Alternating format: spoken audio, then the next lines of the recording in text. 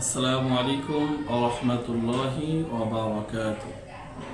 সম্মানিত উপস্থিতি, আজকে আমি আপনাদের সম্মুখে জিনার ৬টি ক্ষতি নিয়ে কথা বলবো। জয়নেক সাহাবী রাদিয়াল্লাহু তাআলা আনহু বলেন, তোমরা জিনা থেকে বেঁচে থাকো, কারণ জিনার মধ্যে মানুষের ৬টি ক্ষতি রয়েছে। ৩টে ক্ষতি হলো দুনিয়াতে এবং ৩টা ক্ষতি আখিরাতের মধ্যে রয়েছে। তো সর্বপ্রথম আমরা জানব দুনিয়াতে যে ৩টা ক্ষতি রয়েছে। ১ নাম্বার, জিনাকারীর রিজিকের বরকত চলে যায়।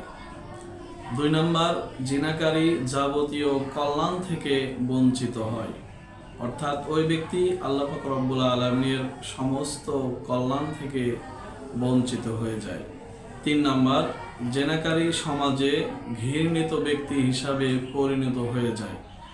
এই ৩টা হলো দুনিয়াতে ক্ষতি। এখন আমরা জানব আখিরাতের মধ্যে ৩টা ক্ষতি। ১ নাম্বার হলো জিনাকারীর ব্যক্তির প্রতি আল্লাহ পাক রব্বুল আলামিনের অসংখ্য অগণিত রাগান্বিত অবস্থায় থাকবেন।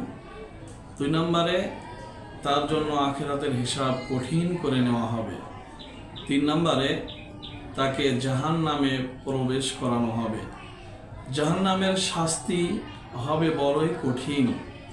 এক হাদিসে রাসূল সাল্লাল্লাহু আলাইহি ওয়াসাল্লাম ইরশাদ করেন, তোমাদের দুনিয়াতে যে আগুন তোমরা দেখো, জাহান্নামের আগুন ওই দুনিয়ার আগুন থেকে ৭০ ভাগের ১ ভাগ।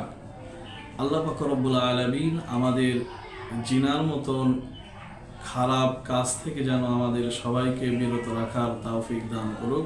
সবাই বলুন আল্লাহুম্মা আমিন। আসসালামু আলাইকুম ওয়া রাহমাতুল্লাহি ওয়া বারাকাতুহু।